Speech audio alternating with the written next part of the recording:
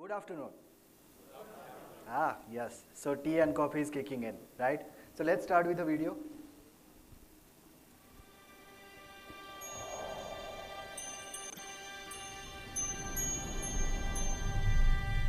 This is how intelligence is made.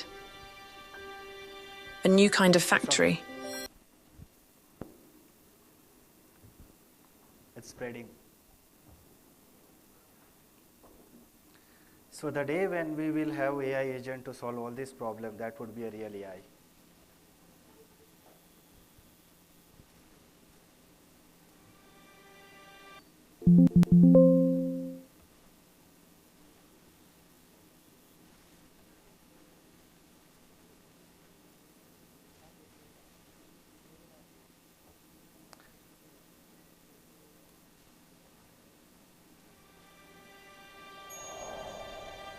No, it's spreading up. This number should be in the middle. This Okay, great.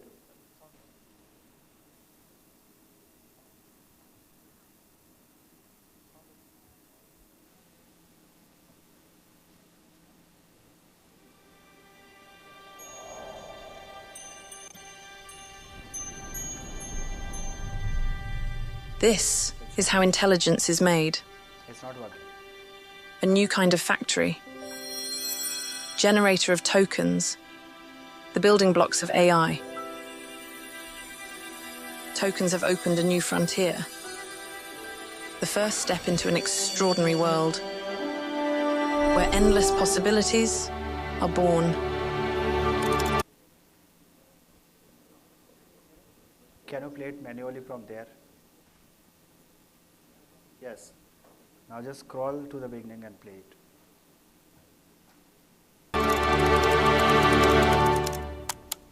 Tokens transform images into scientific data, charting alien atmospheres and guiding the explorers of tomorrow.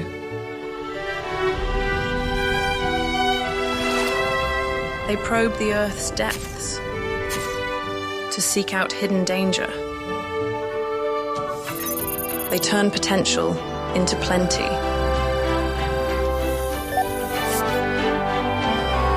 And help us harvest our bounty. Tokens see disease before it takes hold. Cure with precision.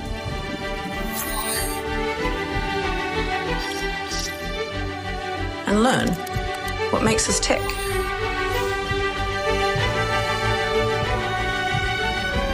Tokens connect the dots so we can protect our most noble creatures.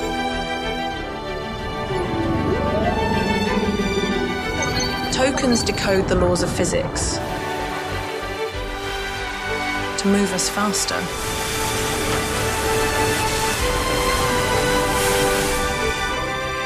And make our days more efficient.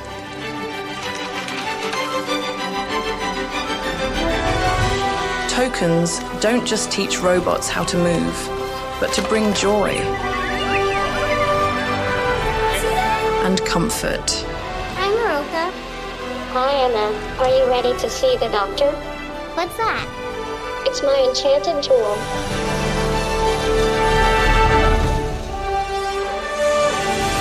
Tokens help us move forward. One small step for man becomes one giant leap for mankind. So we can boldly go where no one has gone before.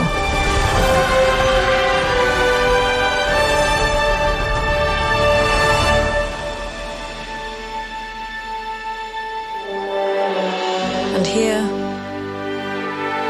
is where it all begins.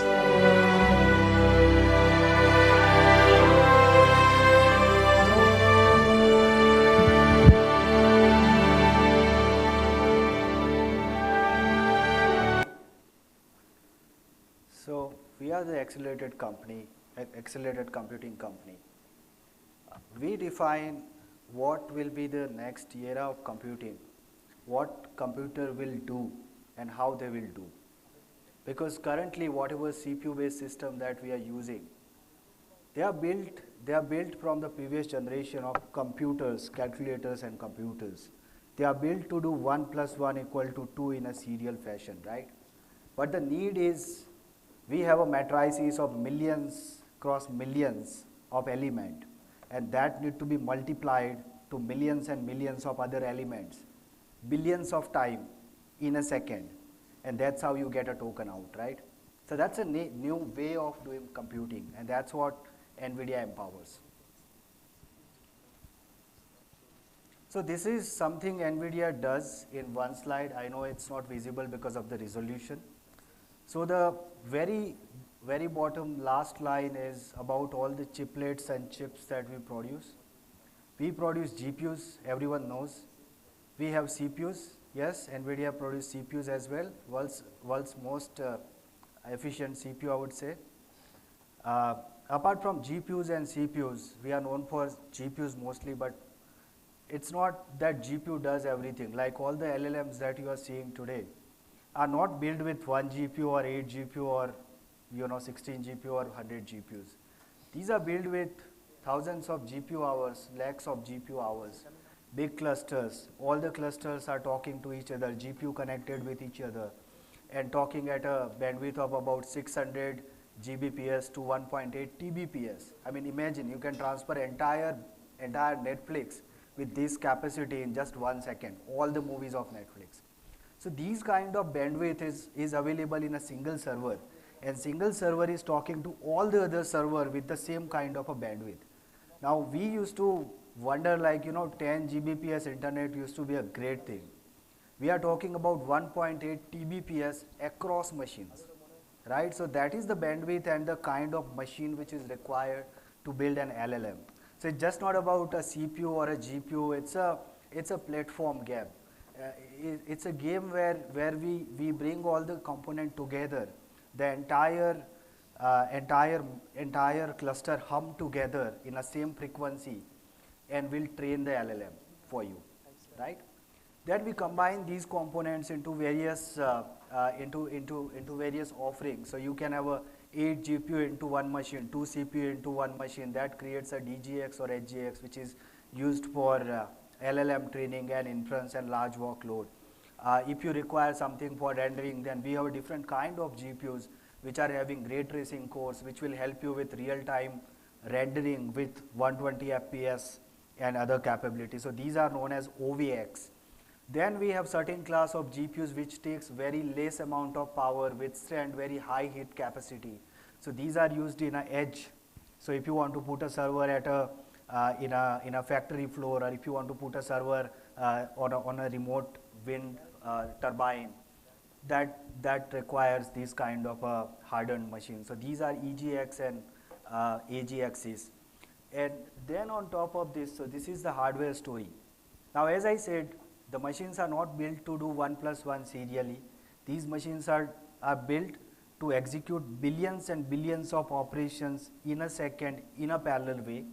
So the regular math kernel library designed by Intel works only on a CPU. We require something different for a GPU. So that's where our library CUDA comes into picture. CUDA is nothing but collection of libraries. CUDA basically enable, when you say I have a matrix of million cross million elements and I want to multiply it with somebody else, CUDA takes in charge, divide all the computation into thousands of core available in a single GPU. So today with a top class single GPU which you can hold in a hand, it has about 20,000 plus cores. And now you can have 8 of them in a single machine, you can have thousands of such machines. So when you provide a single command that I want to multiply this matrix, it basically spreads up into entire cluster, and in a matter of fraction of time you will have the result available, right? So this is done with the help of CUDA. I mean the compute is done with the CUDA, but when it spreads up in a network, when it basically different GPUs and different machines starts talking, that's where the second element comes into picture, which is DOCA, which is to accelerate the networking, which is to orchestrate the networking. And then in very large cluster you also require, often developers start fighting over GPUs, like I have 4, you have 8, I want more. So that's where the orchestration comes into picture, and that's where base command comes into picture. So you can have various open orchestrator as well, but Nvidia has one, so base command is the third component. And often we have seen that with very large data set, the storage becomes bottleneck. So when you want to transfer your data from your storage to GPU, often it makes additional copies into your main RAM, sends commands to CPU, hey, arrived and everything. We don't want that because the CPU has no role in crunching the data. So data can really reach to your GPU directly without making any additional copies in your machine. So that is what we can do with the help of a fourth component, which is Magnum IO. So these are the 4 pillars of drivers that we have built after 30 years of our existence, and these are the pillars which are helping us to scale to thousands of GPU in a linear fashion. So whatever workload that runs and that does some work on a single GPU, if you just scale it to thousands of GPU, almost linear scaling is something that we provide. So this is about the hardware and the driver layer. Coming on to the accelerated libraries. So we have built about 1000 plus libraries, and these libraries are responsible for accelerating your workload. It could be anything like LLM, from a smallest operation of doing matrix multiplication to sparse matrix multiplication to anything like video processing. Everything runs on these libraries. These libraries are very specific. The aim of Nvidia is not to accelerate anything and everything. Given 100 line of code, typically that 10 line of code which will be taking your 90% of your time, right? Nvidia just accelerate that 10 line of code, and this is where our library work. Remaining 90 line of code, that will still run on a CPU, right? But the overall time of execution will be much smaller than the original one. And these libraries seamlessly integrate with all the other existing libraries, and that's how we create our ecosystem. Additional to this, so many times we saw that these libraries are available, but to combine these library and create something out of it was very difficult. So we came up with something called SDK, okay, software development kit or system development kit, whatever you tell. These SDKs are basically building blocks of doing something on a GPU. For example, if you want to train something, you really go to PyTorch, right? Or you go to TensorFlow. TensorFlow are really used by hardcore guys, I believe, because it requires a lot more than PyTorch. If you go to PyTorch, we really work with developers from Meta, and we work with developers from Google, and make sure that these frameworks are already accelerated on a GPU. So when these frameworks are working on their next version, we already work with them. We actually write more than the code they write, because they write code for a CPU, and it's hard for us to write the same code for a GPU, and it takes more number of lines than a regular code. So we actually write more number of lines into these frameworks and make sure that each and every developer who uses GPU and just write, so when you are building a model, you write dot to device equal to CUDA, it will be accelerated, right? Similarly, if you are building something like a Metropolis application to track vehicles, or if you are building any kind of, if you are inferencing any kind of LLM, or if you are building any kind of a HPC application for your HPC and AI needs, all the applications are accelerated on a GPU, because we have already created these libraries, put them together in a SDK, and then these SDKs are available to all the developers. Most of our SDKs are free. I mean, 99% of our SDKs are free. Those which are not free, because the component that we have taken from other developers, those licenses are not permitting us to keep those free. So 99% of our libraries are free, open to use. You can go ahead and develop it. And this is the spread of our hardware. So today you can go to market, you can buy a smallest GPU, which is L4. L means Lovelace, and Lovelace 4 GPU is the smallest GPU available. Now the smallest GPU will cost you about couple of thousands of dollars and will take about 70 watts of power, and you can really hold it in a hand. Now if you go to the largest one is in the center. So the largest one will require about half a megawatt of power. Now those who understand infrastructure will be amazed, because right now even if you go to any of the enterprise data center, you are talking about 7 kilowatts or 10 kilowatts a rack. We are talking about, with this machine, we are talking about half a megawatt in a rack, right? And the next generation that I am going to show you, we are talking about 1 megawatt in a rack in a size where I am standing, right? So L4 will provide you about 150 teraflops of power, whereas these bigger machines to start with, they are providing 1.1 exaflop of power. Now again, those who know big clusters will be able to correlate like what it takes. It takes about this entire, this entire conference room plus 4 times of space to basically have a 1.1 exaflop of a GPU compute, and it takes about 10 times more energy than what we are talking about. So this is the breadth of our compute. Is just not limited to one GPU. You can do any permutation combination. For example, this is the first chip, which is a GPU then CPU. You can combine 4 GPU in a machine, 2 CPU in a machine, 8 GPU in a machine, 2 CPU in a machine. You can have your own custom design also available with our SOMs available. So you can design your custom machines out of it. You can have 1 CPU, 1 GPU. There are plenty of combinations are possible, and all of these are available under Nvidia certified systems. You can buy it from any OEM. You can go to cloud. You can basically access these because GPUs in all the varieties are available. Again, this is not limited to just GPUs, just machines. We also provide interconnects, switches, be it InfiniBand, be it Ethernet, switches and interconnects and everything. And this creates the entire platform. Now why this is required? See, we created something called DGX. How many of you know DGX? Right? So DGX was created in 2018 or 17 when Jensen went to market. Jensen said, I want to basically provide a new kind of machine to industry which is having 8 GPU, 2 CPU. This was the newest, this was the idea that he went to all the OEMs. OEM said there is no demand. We don't have that kind of demand. That era used to be pre-deep learning era, right?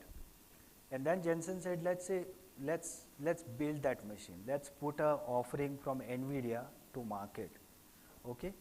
And then when these machines started selling out, OEM approached to us saying that, can you provide this reference design to us and we'll build these machines and we'll sell this. This is how it all started. So today we sell least amount of DGX. We want more OEMs and everyone to sell out HGXs, which are their own built. We just provide a reference design, they built it, and that is how the market is built. Today when DGX are released, more than that, we want our partner to release all the other similar compute device from partner side. And that's how it was built. It was built with a vision. And similarly, we provide all the reference design to all your favorite OEMs so that you can basically go and leverage from there. Now let's come to how to access these things. So I said one thing, which is compute unified device architecture. Jensen made sure that if you buy a laptop and laptop is having Nvidia's GPU, now Nvidia's GPU are available in a smallest form factor, which is a laptop, right? So any developer can start with the smallest PyTorch experimentation or smallest experimentation on a GPU, and these experimentations are equally valid for largest cluster. So let's say you start with a small code, you start with a small data set, your experiment succeeded on a laptop, you received some stability or accuracy or whatever you were looking for. Just copy and paste the same code on a workstation with couple of more GPUs. still that experimentation will work without any hiccups. You just need to change some scaling parameter. Let's say that experiment was successful. Now you just copy and paste the same code on a cluster with thousands of GPU, just change the scaling parameters.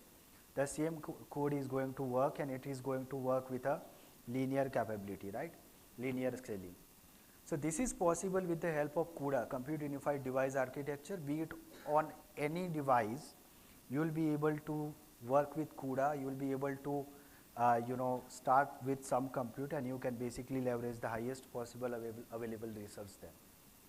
You can start with your final, your favorite one, Python. You can, if you are hardcore engineer, if you require real stability, you can basically work with C and C++, because all the libraries are accessible in C, C++. If you are a student, you can basically access capabilities in MATLAB. Now let's say you are a developer who has worked for years and you have developed your application in C, C++. You really want to move to GPU because that will basically provide you a great speed up and provide you a better resolution in let's say if you are doing a weather forecasting. But you are not able to do it because this code was built for 10 years, and now you cannot just rewrite it. That's where the collective libraries comes into picture.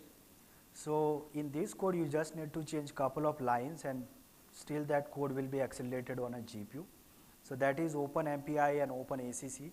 These are the libraries which will help you to accelerate your existing code without making much of a change. Just define the directives, and you will be able to accelerate that.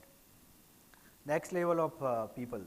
Let's say you are building an LLM, and you want to basically change the way the communication also happens between GPU, which the way CUDA code works underneath. Because let's say you have a custom operation and you have written some CUDA code, so you can do that as well. So you can write your own CUDA codes. You can basically work with communication libraries and make sure that the communication between these libraries are efficient, right? So all the level of privilege to you. You can start with any of the SDK, work at the topmost layer. You just use those libraries, leverage those libraries, build your application, and ship it. Or if you want to go a layer below, you can basically double click and open each and every implementation, and you can go up to a CUDA layer, and you can build your application. So there are certain SDKs that I want to highlight over here and are used by community the most. cuDNN is possibly the most used library. You might not have seen it, but when you download your PyTorch or TensorFlow, you are already using it. cuDNN ensures that when you have a PyTorch code running on a CPU, and when you say .to device equal to CUDA, it starts running on a GPU, and that's where the cuDNN kicks in, right? So this is the most used SDK. The second one is Modulus. Modulus provides you a combination and a power of HPC and AI. So traditional HPC developer who are doing simulations, eddy simulations or windmill simulations or any kind of simulations, they now really take advantage of AI, because the same millisecond simulations used to take about a day to complete. With AI, they can basically jump, and they can complete that simulation with the same accuracy by using AI, and that's what Modulus facilitates. The third one is on cuOpt. So cuOpt is on the finding the shortest path, or basically addresses the traveling salesman problem. Now imagine a company with thousands of suppliers, and they require to, okay, I'll take example of Nvidia. So when you have a DGX kind of a machine, that machine has about 3 lakh plus components, comes from 100 plus countries, okay, get assembled at one place, shipped to hundreds of places. Now this is a real problem, right? You cannot ascertain that which component will be available when, and how and what will be the shortest time when I'll get it. So these kind of problems are typically NP-hard problem. Companies really solve this by running these problems on a CPU for hours, and they solve the shortest path or the trajectory, and linear solvers are used, right? But these can be also done in real time on a GPU. So if one parameter changes in real time, it will calculate the entire problem again and provide you the solution. So this is also possible on a GPU. Traditionally, those who have written the binary trees and other algorithms, so these algorithms always require linear execution. But we have even written these binary trees and other algorithms in a parallel way, so that you can basically optimize the way traveling salesman problem and other problem works. So to that level, we do the experimentation and we provide a stable library to you, and to developer it's like, they can basically work at the API level, they can basically work at the topmost layer, or they can go to the detail they want. Now pandas is a favorite library, right? Can you please, if you are a pandas user, can you please raise your hand? Yeah. So pandas can be also accelerated on a GPU. So for example, when you say, I have a millions of line of a code, and when you say find some unique value out of it, now to find a unique value, pandas really rely on a CPU, and it will transfer the instruction through CPU and says that, hey, divide this number of lines, and then you basically try finding this word, and ultimately provide you the answer. The same thing that we use in a GPU, but GPU has 10,000 plus cores. So the same pandas application, by changing one line of code, that will basically uplift the panda onto a GPU, and you will have 100 times more acceleration on your code, right? And this is not a marketing statement. I mean, you just go to CodeEF, search about it, or just go to pandas and change the device type to GPU, and you will realize this acceleration. We have made sure that when we write these libraries, same is the case for sklearn. So you are using sklearn, we have a supplement library for the same available, QML. So just change the import, like if you are importing like import from sklearn dot something, import random forest classifier. Just change the import to from QML dot something, import random forest classifier. And by just changing one line, you will be able to get many 100 times sometime acceleration by just changing one line. So that's how we have provided acceleration, so that developer will have to work least, but we basically uplift the computation on a GPU.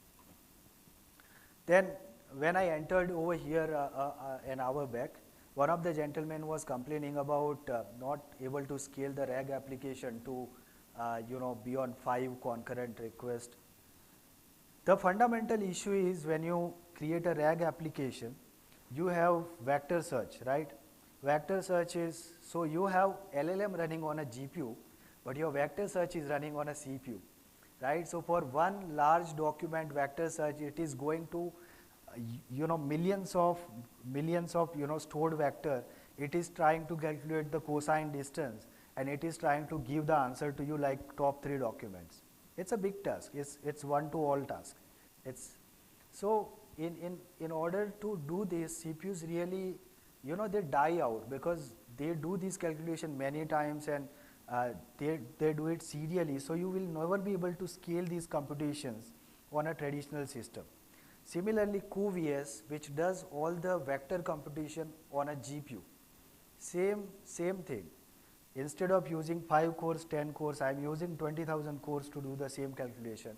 And my GPU as a CUDA core and a memory has a bandwidth of about 600 Gbps. So that really helps me to do all this computation in real time, many times in a second, and so you can basically sustain that kind of a concurrency. Then comes Parabricks. So if you are kind of a genetics researcher, you can use Parabricks to calculate what is the distance between 2 genes, or that kind of computation. I'm not an expert on that, but that is also possible on a GPU. If you are a quantum computing developer, is not possible currently because that ecosystem is not there. But if you are working on a quantum computers and simulation, traditionally when we work on a silicon, okay, I'll rephrase it. So when you buy a RAM from a market, when you say 16 GB of a RAM, right? So when you insert in your machine, you really see it's a 15 point some GB is available. Where the rest amount goes? Anyone?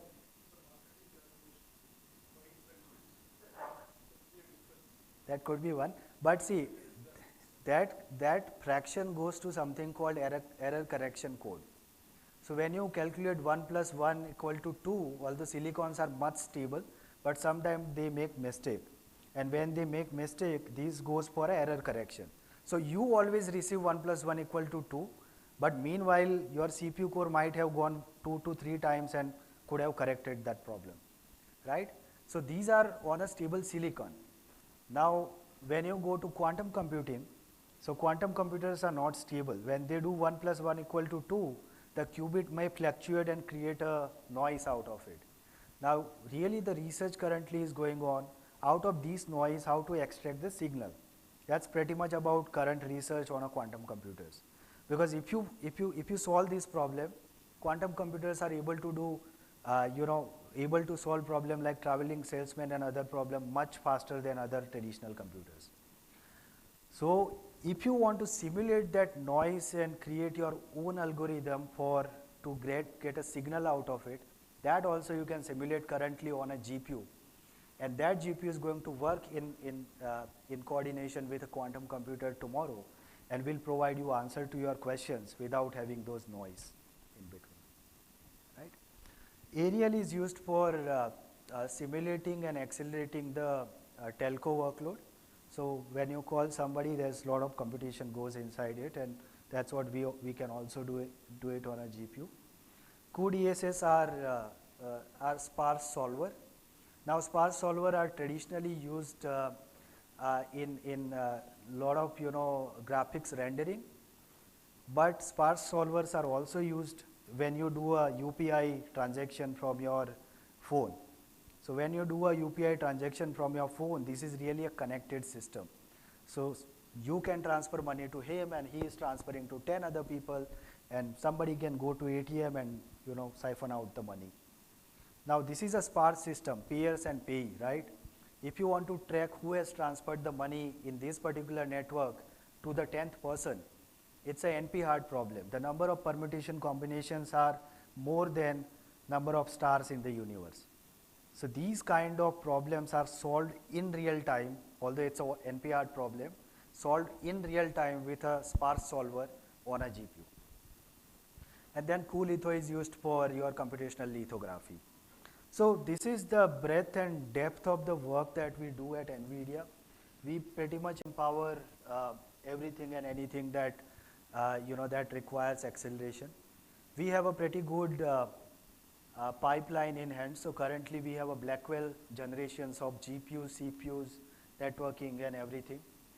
Then we'll have a Rubin generation, and Feynman generations are yet. Rubin is announced and Feynman is yet to be announced. But this is the healthy pipeline that we have. Possibly, so Megh will cover this. If you have a code at a Blackwell generation, if you just copy and paste that code to Rubin generation, so I'm just giving example between Hopper and Blackwell. So we see with lot of customer, they have a code on a previous generation which is Hopper generation.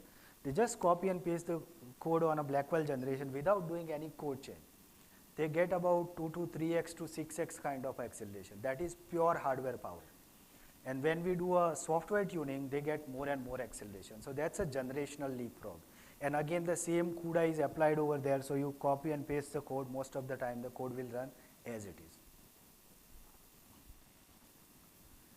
Why we require so much of a compute? Because we are seeing that there's a lot has changed in last 6 years. So we were talking about perception AI, which is to just identify something like, what is this object, what is the sentiment of this sentence, if this is right or wrong, something like that. Just yes, no kind of a question or some identification. That's a perceptive AI. Then we started about generative AI when AI started talking to us, started generating to us. Now we are talking about agentic AI. So agentic AI means you have different agents which are talking to each other, taking decisions, providing you the final output, right? And we are talking about now about physical AI. Physical AI means robots will have their own brain, they'll take their decision, they'll walk around, and they'll do your stuff. So for all these, we require lot of compute to be available at a central location at the edge, and it really boils down to pre-training scaling, post-training scaling, and at inference, what manipulations and what number of operations we are looking forward to. So this is what is driving us and motivating us to basically release new generations of GPU, and because of that, everything is possible. Thank you. My friend, my colleague Megh will take over. He'll be discussing more about the LLM and the software part, and it will be kind of a live and hands-on session. Thank you. No sound. Can you switch? Yeah, switch to my lap. Hi everyone. Sorry. Okay. Can everyone hear me? Okay, perfect. Okay. I think everyone can see this. Okay. So what I'll be doing is I'll be switching between hands-on and very quick information on the slides. Essentially, the goal would be to give you a breadth of all the software that maybe Sunil was mentioning about, right? I'm going to put it down into very specialized buckets, tell you that you as a software company, how can you go today and you can use all of our software tools which are in open source. Many of them are state of the art. You can go and use it and start integrating it in your end-to-end workflows, right? Just before I do that, just an important trend that you must have seen many leaders today talking about is that there is an explosion of tokens that are getting created across the industry, right? And the reason and the explosion of these tokens are primarily happening because of these three fundamental laws that has been defined in the industry. The first law that started was the pre-training law, which is essentially taking almost trillions of tokens and using a large transformer model to compress all of that knowledge inside that model architecture, right? And that's what we call it as the pre-training stage, where the model is essentially trying to do next word prediction. But then you see that fundamentally, if you look at next word prediction as a computational task, you'll actually identify that it's actually a multitask problem statement, right? And what I mean by that is when you're doing next word prediction, you're not only learning how to predict the next task, the next word accurately, but you're also learning different kind of tasks that are part of the pre-training corpus. I'll give you a very simple example of this, right, just so that you could visualize. Now, say for example, you have a Wikipedia article, okay? Now, you probably add a prompt saying that, hey, can you you take a translation model, you take that Wikipedia prompt, you take the Wikipedia article, translate it from English to Hindi. And on top of that, you say that, hey, given this text in English, can you now translate it to Hindi? And when you give this entire thing to your model to do next word prediction, essentially, you know what it's learning? It's actually learning translation. So if you see what these large players like OpenAI and others, like one of the strategy that we have realized is that when you're doing pre-training, allow the model to see multiple such tasks. Translation could be one. You can ask it to say solve a question answering problem, or you can ask it to solve a long form question answering problem, or you can ask it to even say do things like fill in the blanks. And you can apply the same logic to a lot of different modalities, not necessarily only to natural language. And if you look at that stage, it's quite compute intensive because you're now trying to take all these different tasks, which are trillions of tokens, and now you're telling a very large transformer model that, hey, look at all these texts and start doing very good next word prediction. But fundamentally what has happened is that this scaling has sort of come to a junction where it's not, that's almost like end of the line. And one of the key reasons for that is because you don't have the fossil fuels to do that. And what is the fossil fuel? It's basically unique tokens, not repetitive tokens, but unique and information-rich tokens. And that's where you see that there is this second law, which Jensen sort of brings in, which is the post-training scaling law. And post-training scaling law essentially tells you that when you're trying to take these models and put it, and you want to further train it, and you want that model to learn how would a human react to a specific question given some context, that's where you introduce this entire framework of doing large-scale reinforcement learning, where you're showing the models different variations of the answer, and you're telling it how to grade all these answers together. And through that process, it essentially learns that, hey, for a question, I can answer it in 5 different ways, but what is the most amenable or an answer which will be more aligned with human values, I need to answer it in that system. So that was post-scaling.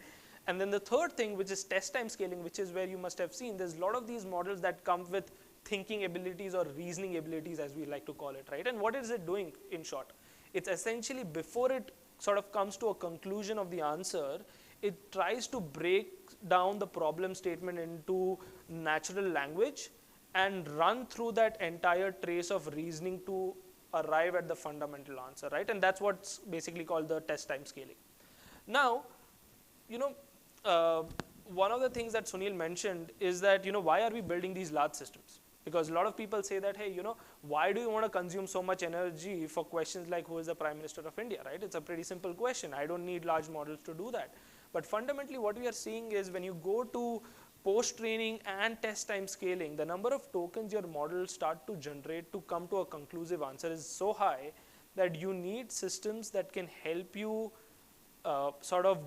create these large volumes of tokens in the lowest time possible. And that's one of the reasons why people are sort of building these large data centers to build these models. And the second most important thing that, that I want to cover is that if you look at how these models were trained, 6 years back, we used to do something, we used to do the entire computation in FP32, which is floating point 32 precision. But eventually we realized that you don't really need all the, 32 bits.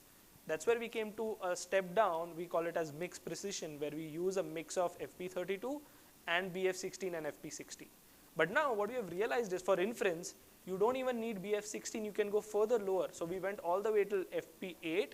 And now if you look at the GPT OSS model, it also had all the MLP layers and the dense blocks and the MOE blocks are all quantized to FP4, MXFP4 to be precise.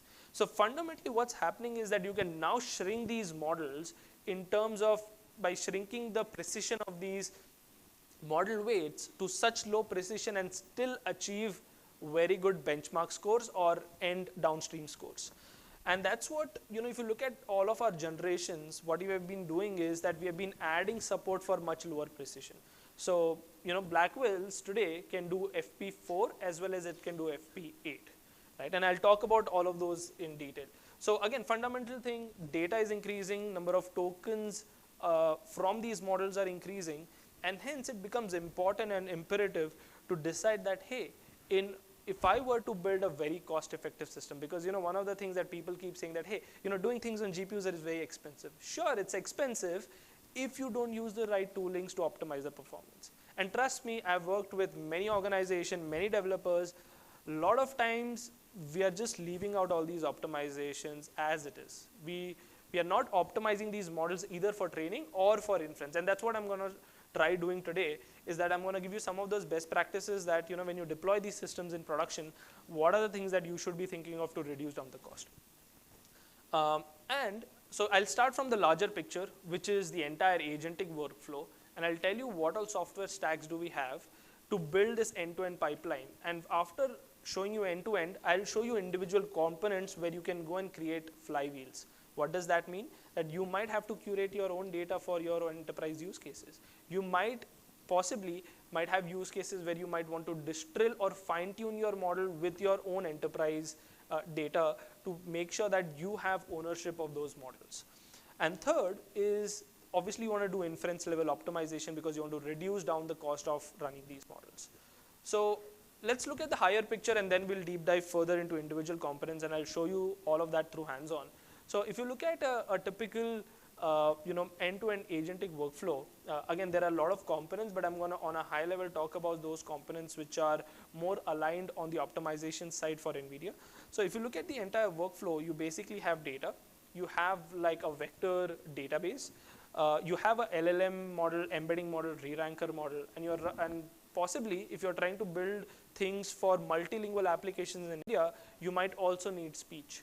because if you see today, people who are not very are not very well versed with English and are more comfortable with their own regional language, it's very hard for them to type that out on a keyboard, right? So, and hence the most easiest interface of interacting with these agents is through voice, and that's where you need speech modality for doing speech to text. Then you need this entire AI agentic framework, and then you need text to speech, so that you have like a voice to voice agent. And what we have sort of realized is that in this entire workflow, we want to make sure that we open source all of our best models so that you can pick them up from the open source, use it as it is, or have the ability to fine tune with our software while making sure you're getting maximum performance from the GPUs. And hence, what we have done is we have open sourced first the entire blueprint of building these agents. And that's where you'll see there are these 3 blocks, right? There's this infrastructure part that Sunil talked about. And on top of that, you have a layer called as Nvidia NIMS. It essentially stands for Inference Microservices, Nvidia Inference Microservices. And these are all different models packaged in a highly containerized runtime that you can now plug in your end-to-end agentic workflow. So, yesterday or day before yesterday, GPT, OSS 120B and 20B were released. And on that same, within just few hours, we have released our NIMS for those models, which are already fully optimized for running on our GPUs. And we have that across the stack. Like we have models for speech to text, we have it for text to speech, we have support for multiple languages. I'll talk about that in a bit. We have all these most widely used LLMs packaged as these NIMS. And then you can now take all these NeMo Inference Microservices container to now go and sort of accelerate your agentic workflow that you're trying to build. Obviously, there'll be a lot more components, but all those workloads that run on GPU, we have already optimized and we provide it as microservice containers. And if you look at the entire life cycle, it goes from data curation to doing fine tuning to evaluating whether that model is doing great on downstream task or not. And then you also need guardrails to ensure that it doesn't go off topic. And for all of these workflows, we have certain tools that I'll talk about in a minute. Okay, now this is going to be too many words, too many blocks, but I'll try to break it down as easy as possible, right? So if you see, fundamentally, all those microservices that I talked about earlier is all hardened around security, making sure that if you're doing any kind of enterprise deployment and you need technical support, you have all these microservices covered under NVIDIA's SLA when you're trying to deploy it in your environment. But you might also be another persona where probably you don't want to use these and you want to fall back to open source alternatives. And that's where we have both the offerings. If you feel that you want standard SLAs for your enterprise use case, the first block is what you should think about. But if you feel that no, I want to build things in open source, use all of your stack and then repackage it with my things, that's where the bottom layer comes in the picture. So fundamentally, if you see in the bottom layer, I'm going to talk about 2 parts. The first part is around data curation, pre-training, post-training, and then you have something for inference. On a broad base, I'll just maybe try to explain why these layerings are there, right? So if you see fundamentally when you're building these models, there are 3 things that are very important. The first fundamental thing that's important is that if you look at the transformer models, there is one very specialized operation that gets used a lot, which is the attention mechanism, right? So you have attention mechanism, you have fully FFN layers, which are like fully connected layers, and these are like the most compute intensive part of the workflows. And hence you want to make sure that when you're either training, post-training or doing inference, you want to lower that to as low bits as possible because that's where you are doing maximum large volumes of matrix multiply, and that's what GPUs are good for, right? For basically doing large matrix multiply. So you want to offload those operations onto low bits during either training or during inference. For training, we have something called as a transformer engine that allows you to take these self-attention blocks, fully FFN blocks, and other blocks and lower it down to FP4 or even FP8 during training as well. Then you have a layer on top, which is Megatron core, that allows you to sort of go from a 1 billion model all the way to 200, 300 billion parametric models as well. So what it provides you with is the ability to shard this model across different GPUs. And I'll talk about those sharding when I run you through the hands-on part, where I'll show you what are those different kind of shardings which are available and which are needed to get maximum performance. Because these large models, even say GPT 120B, if you want to fine-tune this model, you will need to sort of shard this model across a couple of GPUs. Right, so Megatron Core essentially helps you to do this kind of distributed computing of these transformer models.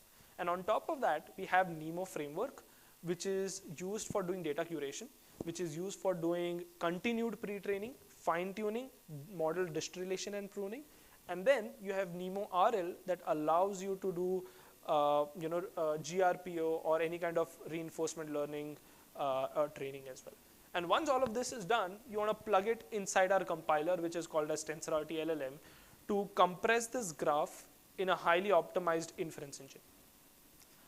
And then there is Dynamo. I'm going to probably just briefly tell you, Dynamo is the next wave of doing very large scale LLM serving. So if you must have read the DeepSeek paper, you must have heard that there is these two phases of LLM models, right? There's a pre-fill stage, which is where you are basically doing, where you are passing in the context to the model, and it's sort of initializing the KB caches for you.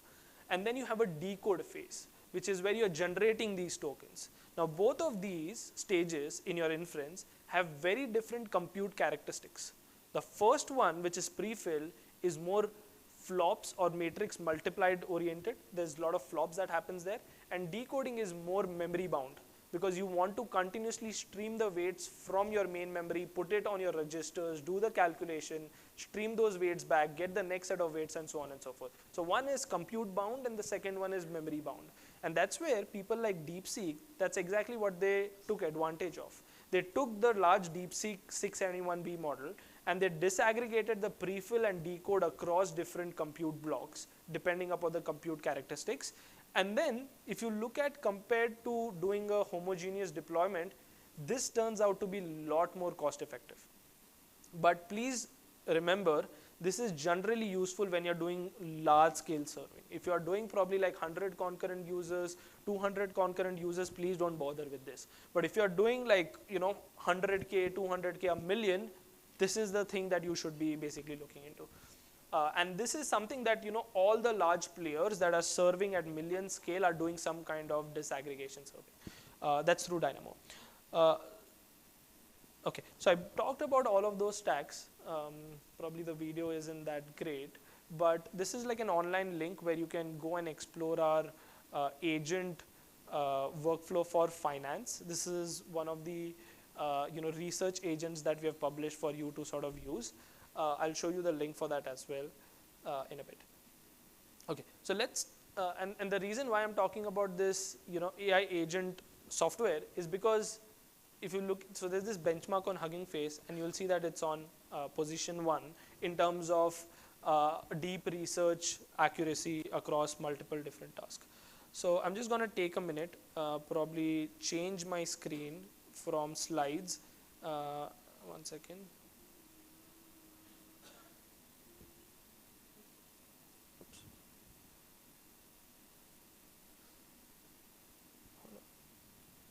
I just want to show you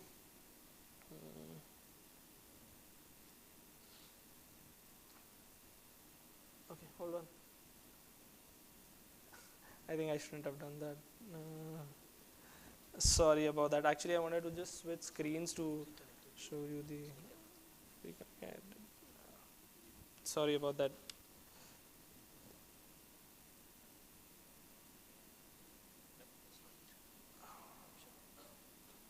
That's very weird one. Okay.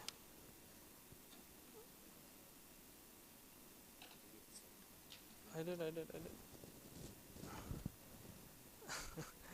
Okay. Yeah, I did.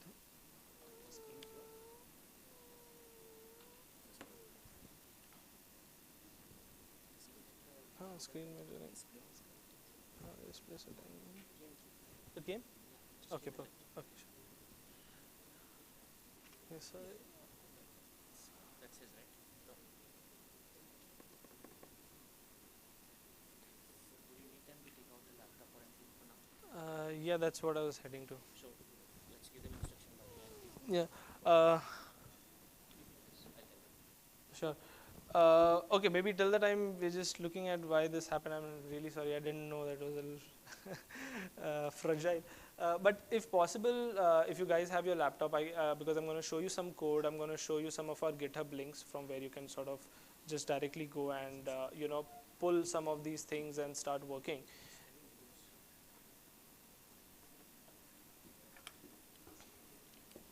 Okay, maybe just till the time this is starting, just a quick raise of hands for people who sort of fine-tune their own models today, or at least do, okay, quite a bit. Okay, for the rest of them, does out-of-the-box model work pretty well for your use cases? Maybe just another raise of hands for those, like out-of-box model works well. Okay, so I believe there's this mixed opinion, and I'm gonna show you an option of both, where you take a open source model, optimize it for the underlying hardware by doing low precision calibration and inference optimization. And then the second one is where I'll show you if you want to fine tune these models with your own data or with your own enterprise data, how do you sort of go about doing that? So maybe till the time this is coming up, could you guys maybe just put in Nemo GitHub, maybe just open that page. Okay, so you guys can set up your laptops. There are extensions available on both sides if you are running low on battery. Just check, you'll see the extension boxes there. It's available both sides, right? And you can pull it in for one of the in-between tables. Set it up and then we move on with the next part.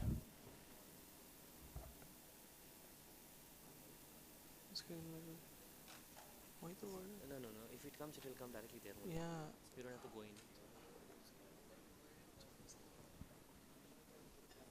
Okay, just go on Nemo GitHub, and there you can possibly open the example section. Let me know once everyone's there. So if you go to the example section there, you'll essentially find that all the recipes for taking an open model and sort of fine-tuning for doing, say, speech to text, text to speech, any kind of LLM task, or say vision language fine-tuning, or audio language fine-tuning, all those sub-recipes would essentially be there under the examples folder. So you can basically choose which one do you want to go ahead and sort of try out. Maybe just one more question. How many of you are thinking of, say, fine-tuning the latest GPT open source model? Anybody? LoRa, right? Yeah, so again, even for our fine-tuning, we support everything, going all the way from doing LoRa-based fine-tuning to full model fine-tuning, or even if you want to do continued pre-training, you can do that. One of the things that we have sort of seen is that, especially for those where cost is an extremely important factor, sort of model distillation becomes quite interesting and quite useful. In our experiments, we do this extensively. To give you an example, the Llama 405B model that was released, we took that model and we applied our pruning and distillation techniques on top of that 405B model, and we distilled that down to almost 253 billion parameters. That means we almost removed about 150 billion parameters while retaining the quality of the outputs across different benchmarks. The same thing we did it with Llama 70B, and we distilled and pruned it all the way till 49 billion parameters. Essentially, what we have seen is that doing pruning as well as distillation actually helps you to retain a lot of that knowledge while making sure that you can compress these models pretty much. So especially for those who are sort of building small language models, which are like very task specific, and want to use larger models to distill some of that capabilities within these smaller models, there's also a recipe for you to do both distillation as well as pruning of these models. It will be part of those recipes on that GitHub page to sort of go and try. That being said, is everybody on? Yeah. Sorry? The URL. Just type in Nemo GitHub. You'll basically directly get the GitHub link. Yeah, that's it. I can see. Yeah, perfect. Is everybody there? Almost. Okay, perfect. Now, in that particular GitHub page, there are two sections. One is an example section where you have running scripts, and the second one is basically a tutorial section where we provide these Jupyter notebooks, which are a lot more easier to follow if you are just maybe getting started with. Maybe what I would recommend is go to the tutorial section. Within the tutorial section, you would possibly find an LLM section. Yeah, just click on the LLM section there and go on Llama. Yeah, so here you can basically see that there is this pruning and distillation folder, right? And if you sort of click on that folder, you will find, IPython notebooks that allows you to run both distillation and pruning, right? So this is one pretty, quite successful workflow that we have seen people adopt, especially for those who are building very domain specialized SLM models. And I would highly recommend, it's not that compute heavy. You can now take these larger models and compress them down in smaller size and make it very tuned for your end use case. So this is one part of it. Outside of this, you have an option for the fine tuning. You have options across. You can either do continued pre-training, or you can do full parameter fine tuning, which we call it as SFT, or you can also do something like LoRa, where you just have these small LoRa adapters in your model, and you only train these LoRa adapters because you have less samples, and you don't want the entire model to overfit on your data set. So you have the ability to do both the kind of fine tuning there. Okay, probably it's taking a little more time, sorry. So this is on the LLM side, where you have ability to do fine tuning, you have ability to do distillation and pruning. Another tab that I would like you to, just keep this as one. Another one that you can open up is you can go in the tutorial section again, and you can click on ASR. So especially for, how many organizations are sort of maybe building ASR models, or like speech to text models? Anyone? Okay, not fine tuning, I see, okay. Okay, probably none. Okay, then probably I'll park it a bit. But if, for those who sort of want to build ASR models, we have open sourced some of the best ASR models out there. So if you go on Hugging Face ASR leaderboard, you'll basically see that from the top 5 to top 10, almost 50 to 60% models are from Nvidia. And you will see that, we do not, all the models that we have released, while they're accurate, we have also made sure they are very computer efficient. So if you look at the most compute efficient model, you will basically see there is this model called as Parakeet. And just to give you a sense of how efficient it is, you can almost do 4,000 seconds of audio processing in a single second, right? So it has an RTFX score. So you'll see that there's a tab called as RTFX score, which says that how many seconds of audio can you sort of process in 1 second of models forward pass. Parakeet, P-A-R-A-K-E-E-T, Parakeet. So this is one kind of a model. The second variant on top of this that we have released, which is a little bit like Whisper style model, that model is basically called as Canary. That's another model where you have the ability to not only do speech to text, but you also have the ability to do translation. Especially for those use cases where you want to take speech, but you don't want it in the native script. You want everything to be to come in English. You can use this encoder decoder model where it allows you to do just outside of speech to text. It allows you to also do translation and punctuation. That's the second series of models. And now the kind of models that we are seeing which are getting much better is a combination of a very small text LLM model and an audio encoder. And that's where you see on the first position, you will see Qwen 2.5 granary model by Nvidia on on the speech recognition leaderboard from Hugging Face. And that model is basically a fusion of an LLM and a speech model. So what we are seeing today is a lot of people are trying to also now build end-to-end models. Rather than maybe having 3 different models like a speech to text, LLM, text to speech, people are now also building the fusion or multimodals where you combine all these modalities together to build one model. And the reason for doing that is because, one, because it's an end-to-end system, the overall latency is going to be much lower than a cascaded system. Second, when you use a cascaded system, one of the things that you face is that you need to tune each of the components to make it really efficient. In case of end-to-end, because you're training it like speech in, speech out, it's far more better in terms of accuracy. So one thing is around the latency, and second is on the size of the model, and third is in terms of how accurate they are when you train it sort of end-to-end. And that's where you see that model is on first position apart from the traditional speech models.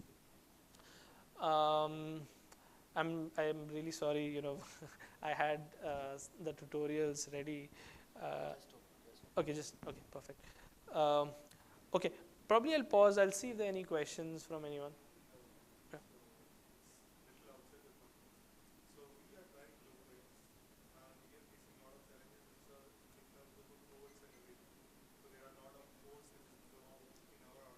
Right. And when we are actually working with Nvidia, so even they are not able to function. Do you have kind of a paper where all the codes and the prerequisite is written for all the codes? See, if you have already reached out, and probably if it's an issue, then probably we have not done a very good job of documenting it. I personally don't know if there's a document that talks about port. I know of a document where we talk about all these individual components. But yeah, I mean, those ports are important because all these microservices that you're running, it needs some kind of a port to connect all of these together. But yeah, okay. Anyone? Yeah. Sorry, can somebody please help him with the mic?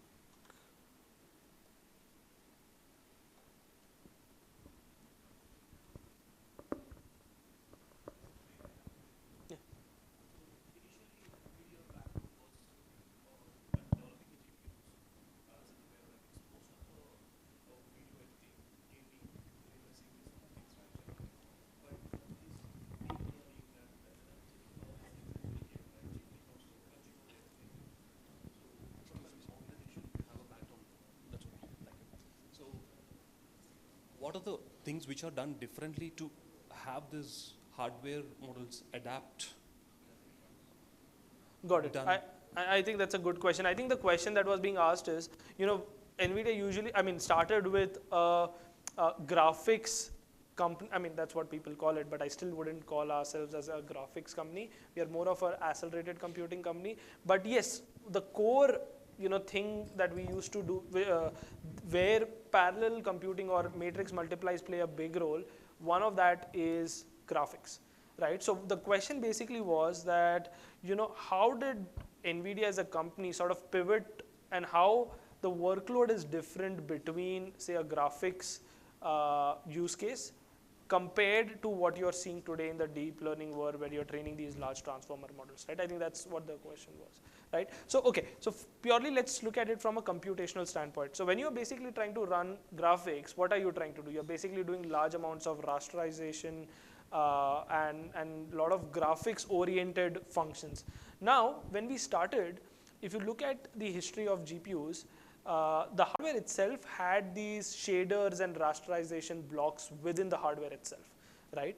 And if you look at it fundamentally, what we realized over a period of time was that it made more sense to rather have a more unified architecture and offload those functions not on the hardware but onto a software layer, so that the software can essentially now not just run, say, these rasterization function or shader functions on these GPUs, but can also run other kind of computational workloads, like, say, doing matrix multiplication as the best example, because that's what gets used today. And fundamentally, if you look at the journey, all that computation was typically, like, if you look at graphics, all of that is within a single GPU. It never had a compute requirement of going from one GPU to the other GPU, right? Usually a single GPU would probably stream one user or two users, but then the computation is happening within the GPU itself. There was no requirement of communication between the GPUs.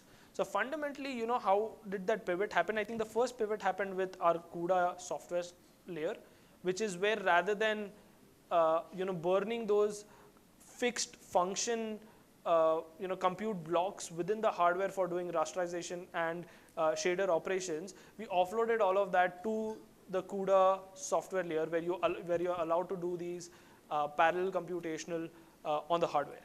The second thing that ended up happening was that from a deep learning angle, what we started to see was the first thing that came in was CNNs. And that were also not that big. If you look at ResNets and all these different CNN models that started in 2013, 14, 15, 16, these were not very big models. Here also, the models were residing in a GPU, were not big enough to go from one GPU to the other, or they didn't require any kind of distributed sharding.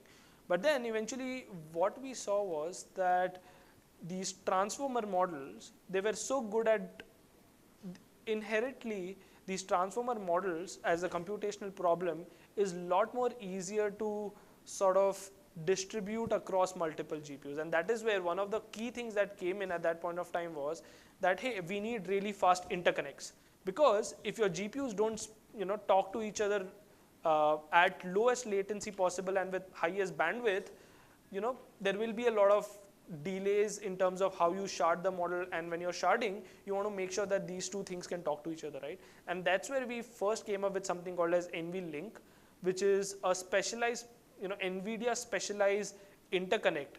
It's very parallels to that of PCI. Typically, everybody, uses PCI, but then we came up with this NVLink technology, which sort of allowed you to take all these GPUs together and have very high speed bandwidth between these GPUs.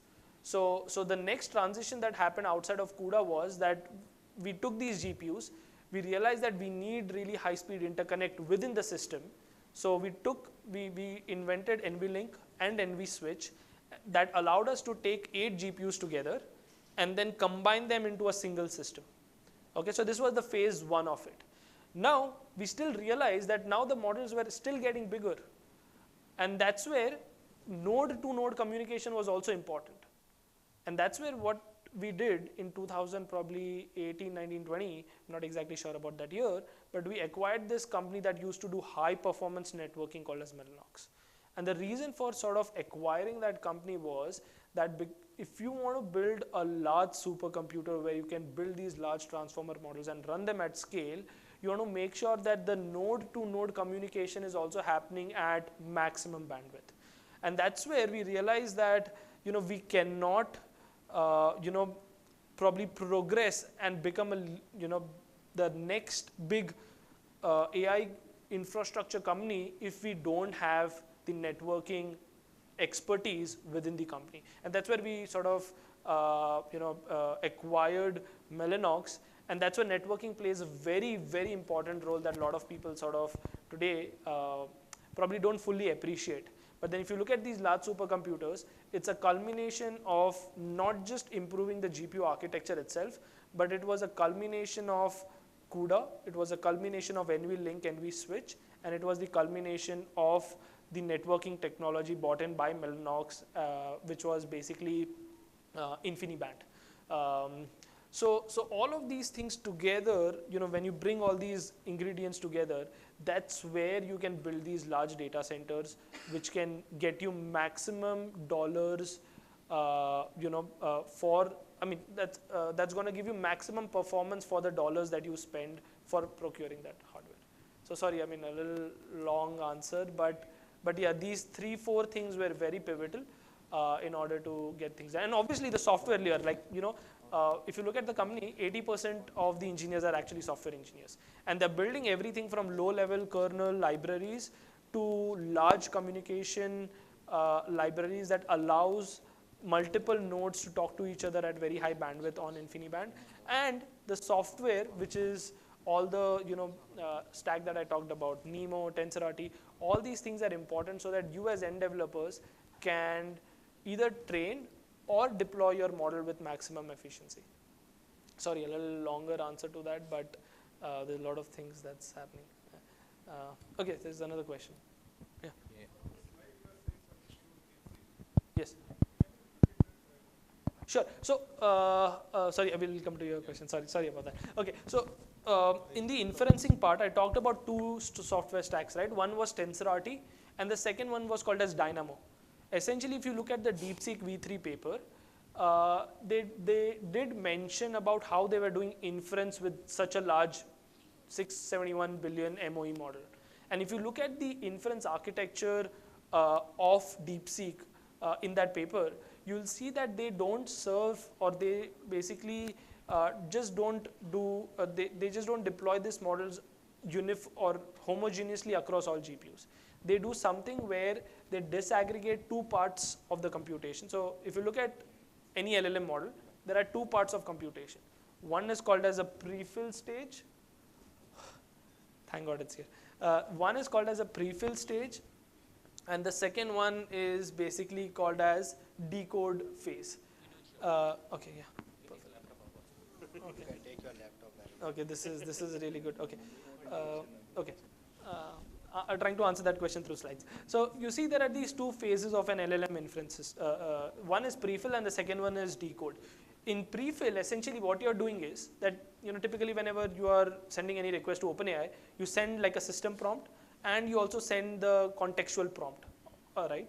So basically when you're sending the system prompt and the contextual prompt and the question itself and the context itself, the first thing that happens on these models is that it does a prefill.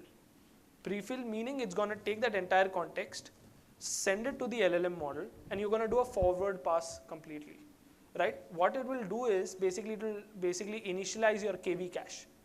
Now, after you have done the prefill stage, this is a full compute bound operation. Then the next thing that you do is that you generate token by token, correct? Which is called as a decoding phase.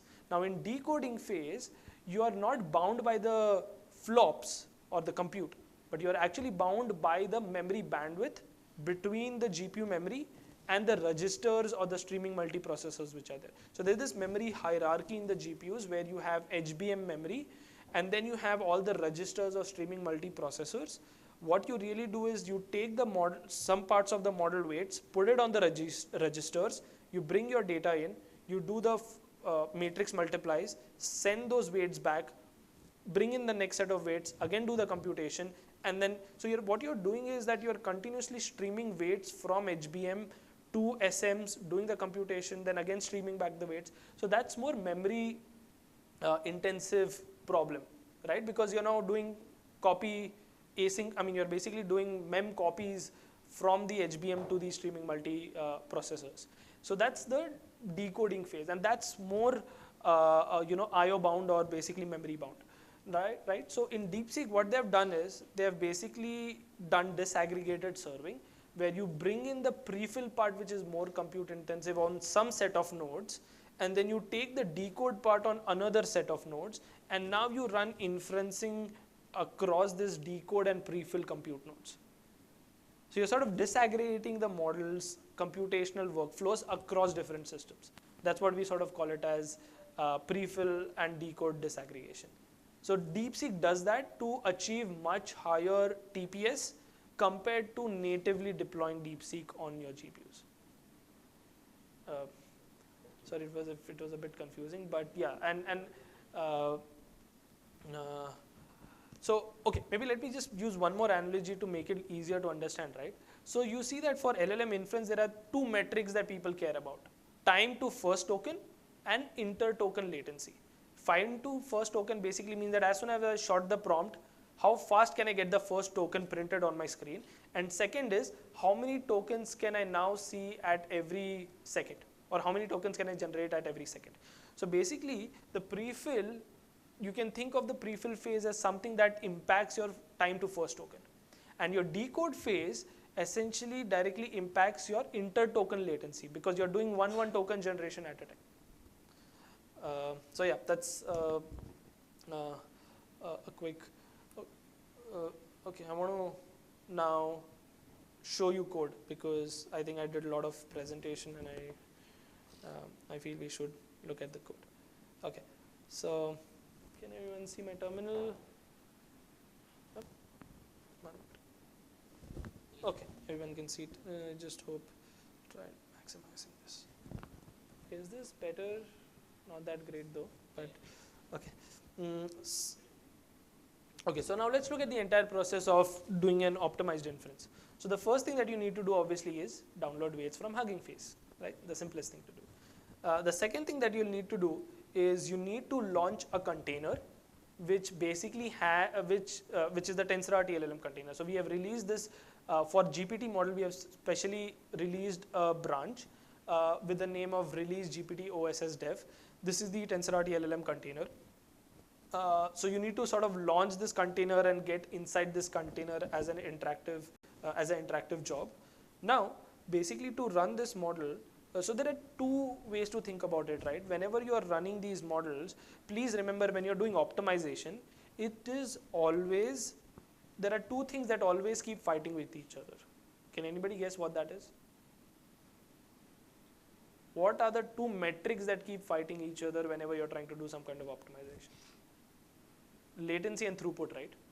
You can't so if you're trying to optimize for latency, your throughput is gonna get lower. If you're gonna increase your latency, or you want to increase your throughput, your latencies are gonna get higher, right? You can obviously get like a sweet spot between them, but then fundamentally these two will always be in like a tug of war. So what we have done is that depending on the use case, we give you an option to deploy whether a very low latency deployment or a very high throughput with high latency deployment. Now I'll give you some examples of when to think about what. If you're doing synthetic data generation, at that point of time, what would you use? Just a guess. Sorry? Latency is fine, right? That means you can have high throughput. That means you want high throughput because you don't care about the latency because it's a bad job. When you're doing synthetic data generation, that's all bad job. You don't care about it. Even if it happens after an hour's time or 30 minutes, I don't care, right? But if you're basically serving this model to an end customer where he's probably using some kind of a UI and then is trying to interact with his agent, what do you care about? Latency, right? So what we've done is we have basically given you configurations for a low latency setup as well as a high throughput setup. So let me quickly show you some of these, sorry. So what I've done is I've sort of divided both these as... You need both of them, right, to scale the system. You need both latency as well as throughput, right? Like, imagine that like a system is being used by multiple users. Right? Correct. And every user wants it like a low latency, right? Correct. So as you said, right, you need to have a balance between that. So how did you do that actually? So see, basic. It's desirable that both the things are. See, that's where the SLA will come in the picture. You need to decide what is your SLA.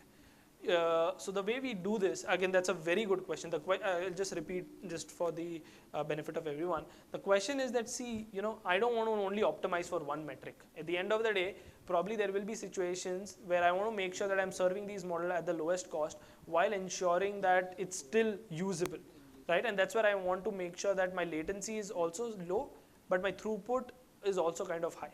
Right? And the way I sort of visualize this problem statement is simple, that you can always find like a mixed spot between these two. You don't necessarily have to, so these are the configs that I have are for two extreme ends of low latency and high throughput. But you can always decide that, hey, based on my, I'll give you an example, right? Just so that it's easily visualizable. Imagine I deploy a model on a single GPU, okay? Now, what would be like if I were a person who had to sort of size this system, how would I think about it? So the first thing that I would care about is, let's say, cost, because cost is the most important thing. So I want to make sure that if I want to increase my lower my cost, what will I try to do? I'll try to make sure that I can serve lot more concurrent users on that GPU, correct? That means I want maximum number of concurrent users that can be used on the GPU. So that is metric one. The second thing is I'll have to define what is my SLA. See, you might get a customer that might say that, hey, my SLA is only 100 milliseconds. I cannot wait beyond that. In that case, you will have to sort of do a benchmark to identify what is that sweet spot of concurrency that you can handle on that GPU to maintain that latency budget. So it's a manual benchmarking activity that we'll have to do. And then second could be that no, it's okay even if I don't get like 100 millisecond of latency, even if it is 500, that's okay. Or even if it is 200, that's okay. That's where you can increase the number of concurrent users that are getting concurrent requests that are getting sent on the same GPU. So I think it will be, there's no one good golden answer to this. It has to be benchmarked, and it is all dependent on the SLA of both cost and the latency. So, yeah. Sorry.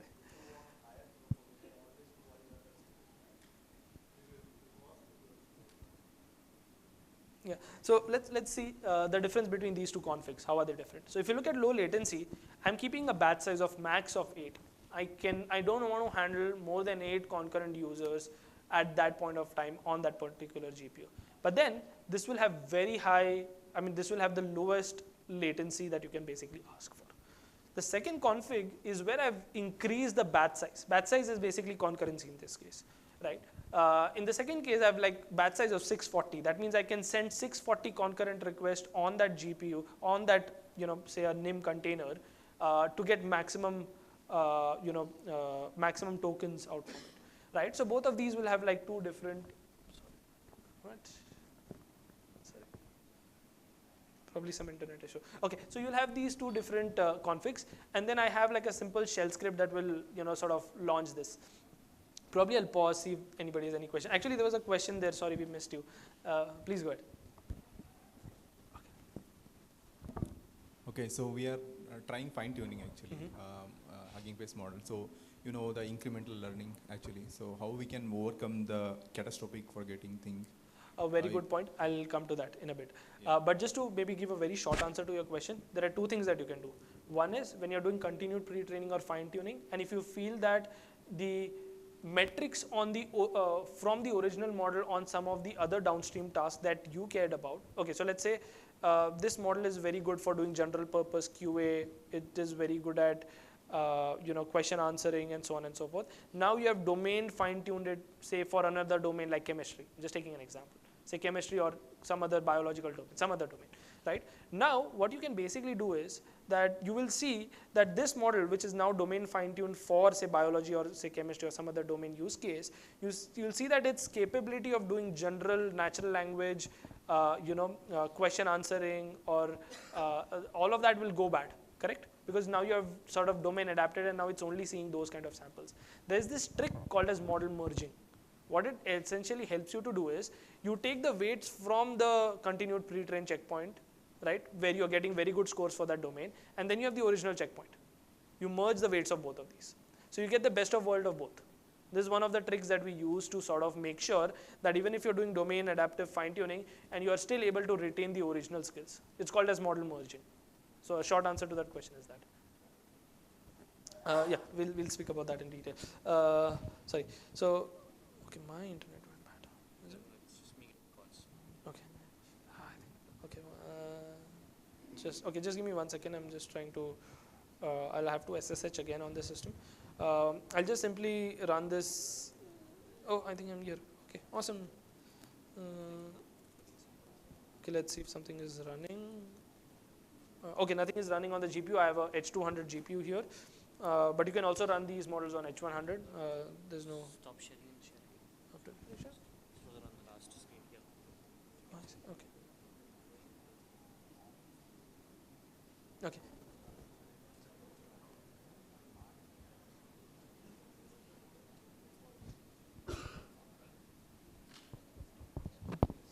Okay, some latency there. Yeah, single instance. So I'm running the GPT OSS 120B on a single GPU. So let's see how simple it is. So I'm going to run the low latency setup. So you can basically see there's one simple command. Okay, there's a delay, it'll come up. There's a very simple one command that sort of, and this command is basically called as trtllm serve. What it essentially does is that it will first point where the Hugging Face model weights are, right?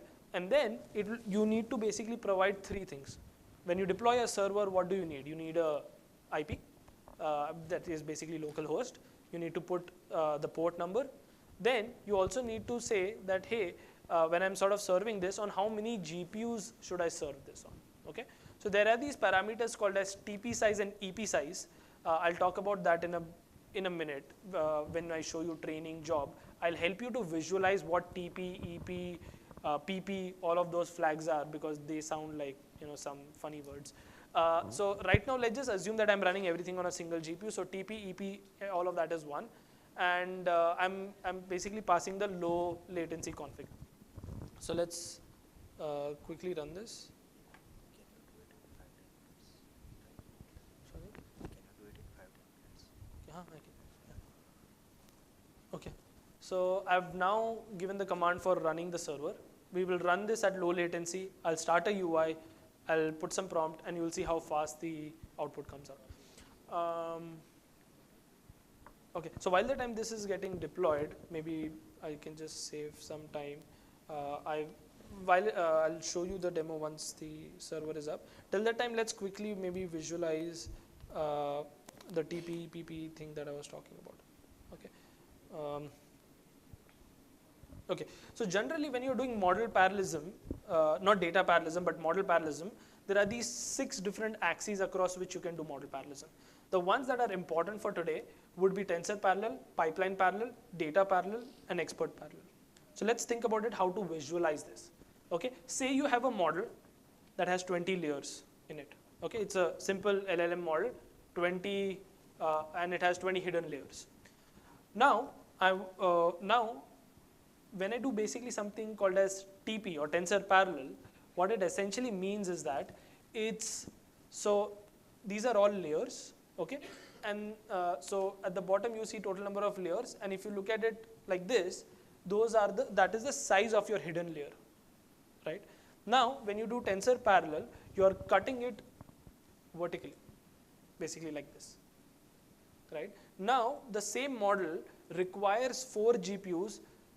I mean, it will use 4 GPUs to fit the whole instance of the model.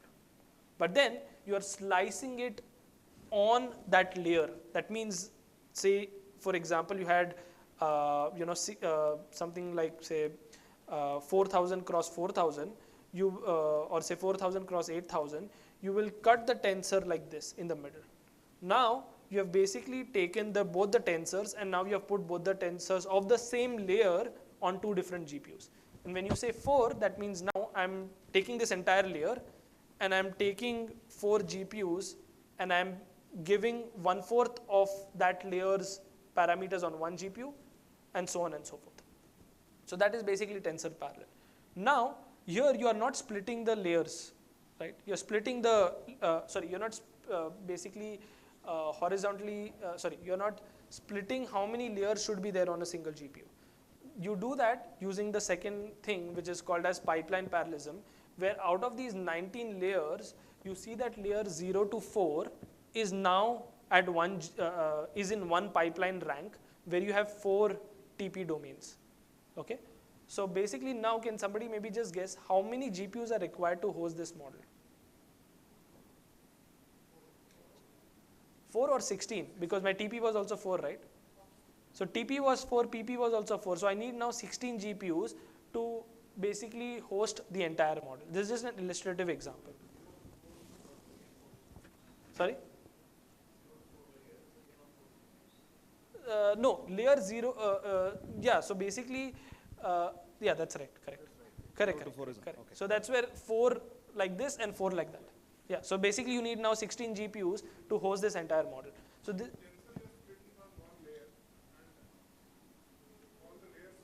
correct. Right, now if you have replicas of this, right, across, or let's put it this way.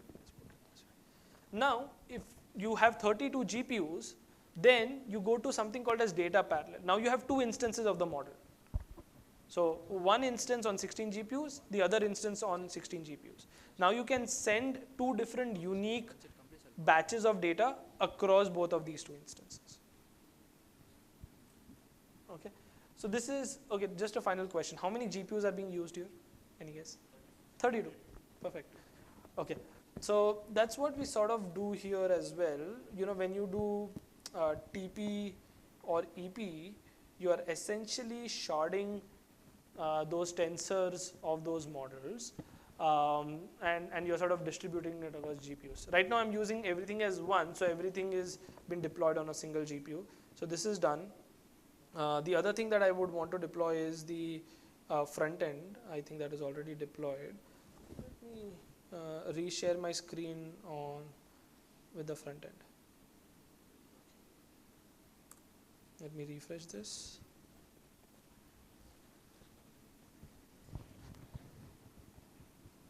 Can you tell me about Nvidia in detail? So this is the 120B model deployed on a single GPU, and I'm going to put the query, and you can see. So there's a bit of a network latency delay. That's why you're seeing it a little slow, but it's pretty fast.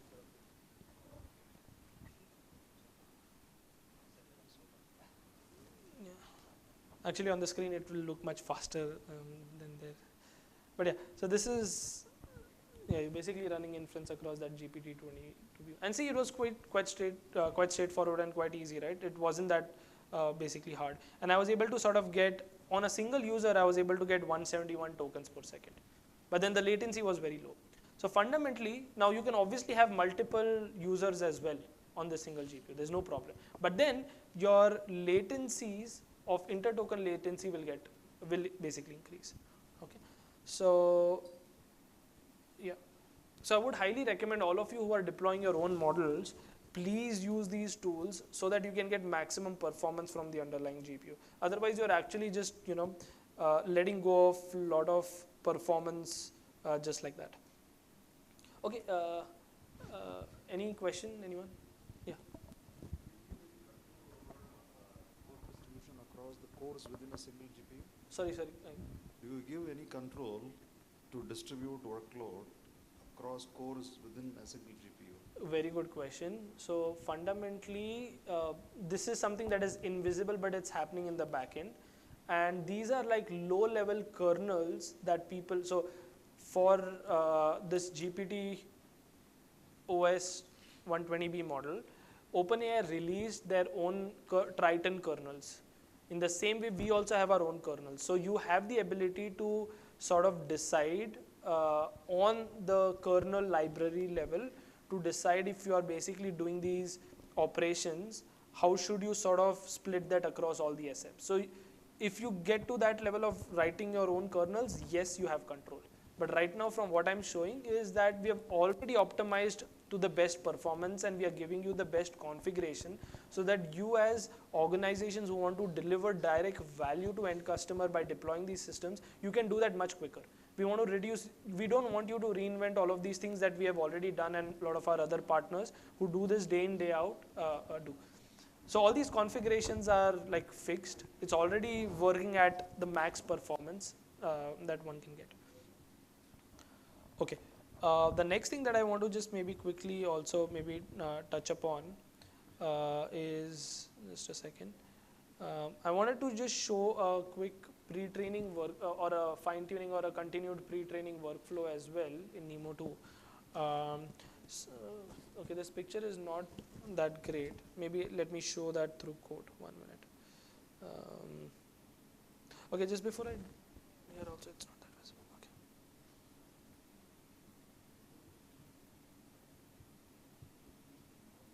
So I'll show you another training code.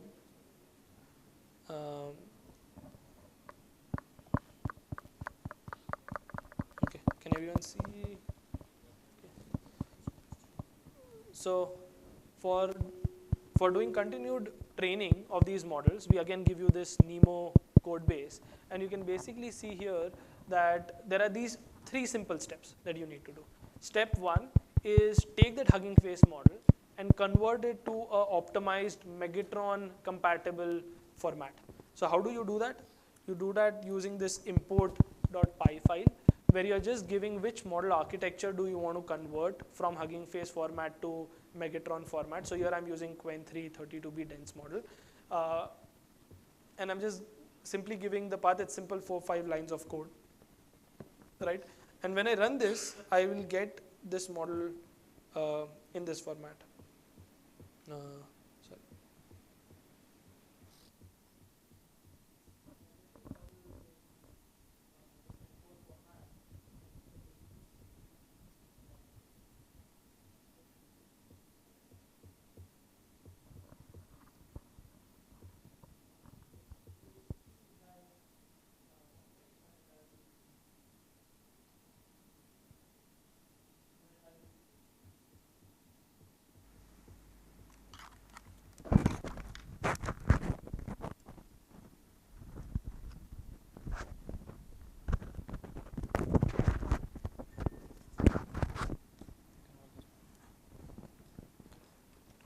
Hope I'm audible. Okay, so you have the first step was converted from Hugging Face format to Megatron format to fine tune this model. The second thing is basically this training code, and again this is what is available on the Nemo GitHub. So I'll so it's quite straightforward. I'm not going to go through all these because it's already there on GitHub. You can go and read about it. But a simple script where you just give the dense.py file, and you all provide all parameters like your data format, model size, sequence length, micro batch size, number of steps, tensor parallel, pipeline parallel, and so on and so forth. And you can also now decide whether you want to train this in BF16 or do you want to train it with FP8. So one of the things that I talked about earlier is the ability to do low precision training and inference. Our tools have, both for inference and training, have the ability to help you train models in BF16 plus FP32 or with FP8 and BF16 and FP32. So you have an option of doing it both BF16 and FP8. And purely from a performance angle, I'll show you a graph that shows you that I'll show you two things.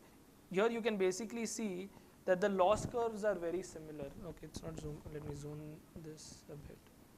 Yeah, so you can see that these loss curves are very similar. It's like very minute difference of say 0.05, something of that level, right?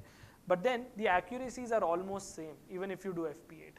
So my recommendation would be next time if you're doing any kind of fine tuning, and if you're using Hopper generation or Blackwell generation, please do an experiment across BF16 and FP8, and you will see that why it's more advantageous. Purely from a compute performance standpoint, you will easily get about 20 to 30% of performance improvement if you train it with these precisions. Okay, so highly recommended, and it's a simple flag that you just need to set. Like instead of BF16, you just give tensor-wise FP8, right? So quite straightforward to do, and I'm just going to quickly just run this once, and I just want to maybe just emphasize on one small point. Okay, can somebody tell me how do you decide whether your GPUs are getting fully consumed or not? How do you decide? Sorry? No. Like if you were to find out if you are using all the flops from the GPUs, how do you identify that? Any guesses? Maybe I'll just show you Nvidia SMI, then you can maybe let me know. And then I'll tell you something which might seem a little,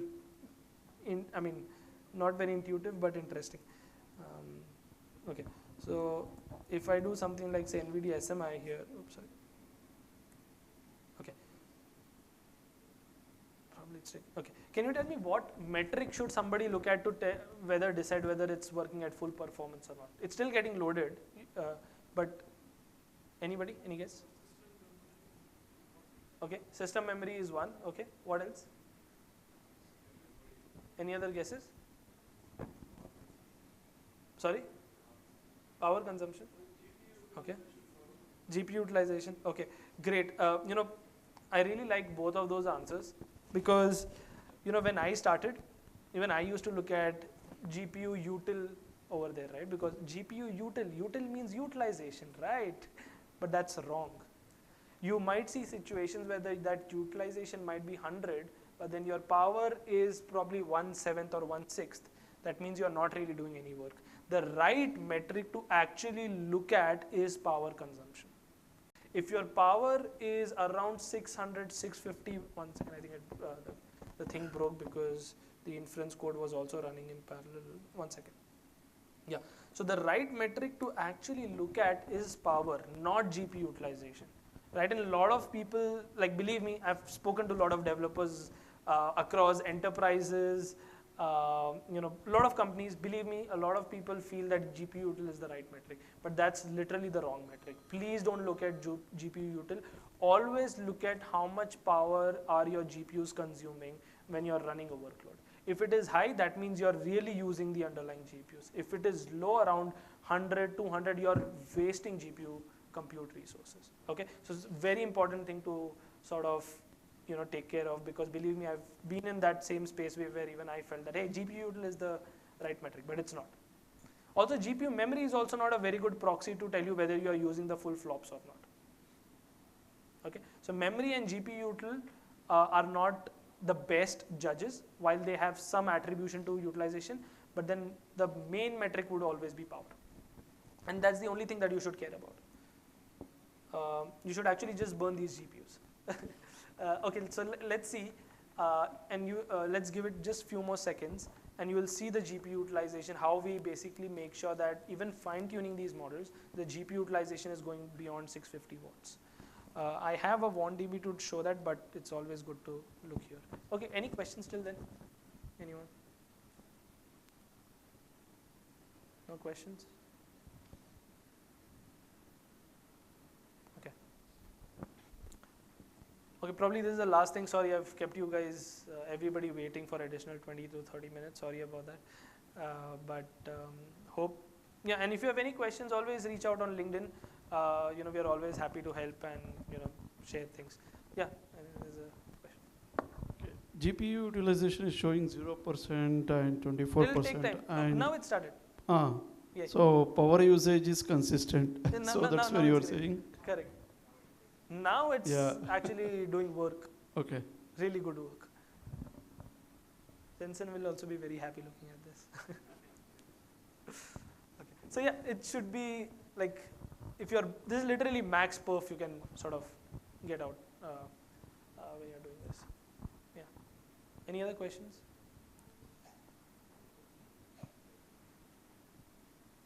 Okay. Sounds good. I think that's all. Actually, I had a little bit more, but just in interest of time. Thank you so much, everyone, and sorry for all the trouble. But yeah.